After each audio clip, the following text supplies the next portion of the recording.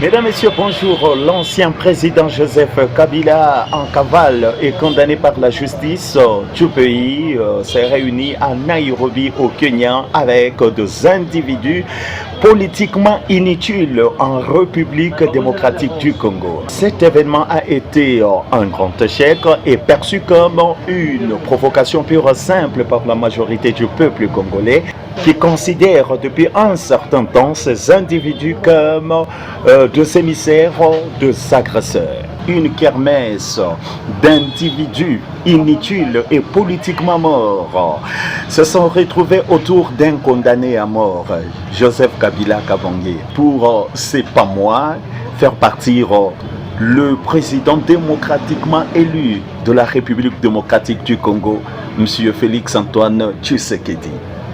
Je me demande par quelle magie, parce qu'avec les armes, ils ont échoué. Parce qu'ils ont tout fait, ça n'a pas marché. Écoutez, Jésus a dit, laissez les morts enterrer leurs morts. Quelqu'un comme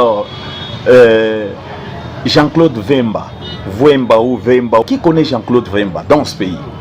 Dans mon quartier ici, personne ne connaît Jean-Claude Vemba. C'est une souris naine, hein? Un poids plume.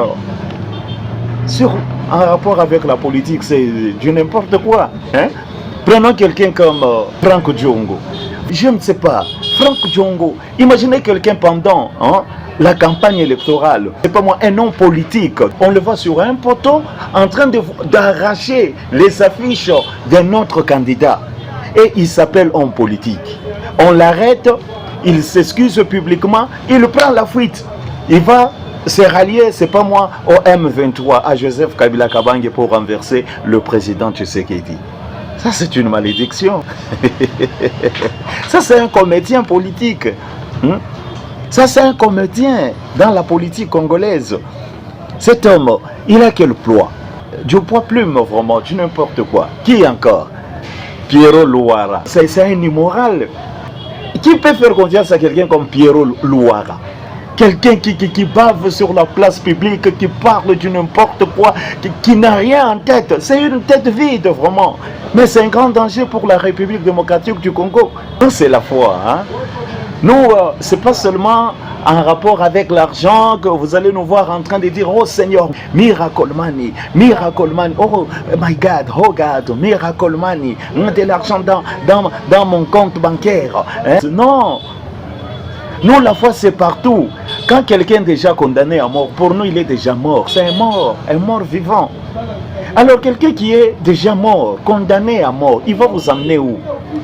C'est pourquoi Moïse Katumbi a compris. Il a refusé, il n'a pas voulu prendre part à cette messe noire. Un condamné à mort, c'est un mort vivant. Il est déjà mort. Hein? Kabila est en train de rêver, il pense qu'il pourrait, mais vraiment avec l'allure. Bon, en fait, je ne suis pas contre Kabila, je donne ma façon de voir. Hein? Avec Joseph Kabila, il n'y a rien à espérer. C'est déjà fini. Quoi qu'il fasse, il ne fera absolument rien. C'est déjà fini, son temps est déjà révolu. C'est déjà passé pour lui. On peut tourner sa page, ça me fait ça. Il peut se concentrer à autre chose, hein, business. Bon, tellement qu'il a beaucoup perdu et il perdra. Dans les 5 années qui vont venir, il va beaucoup. Écoutez, Moïse Tchombe a eu même sa propre monnaie.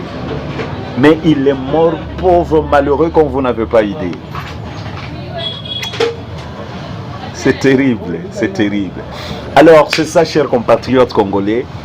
Et laissons les morts enterrer leurs morts. Hein? Là où il y a un cadavre, c'est là que se réuniront. Et vous savez, les vautours ne se réunissent que là où il y a un cadavre.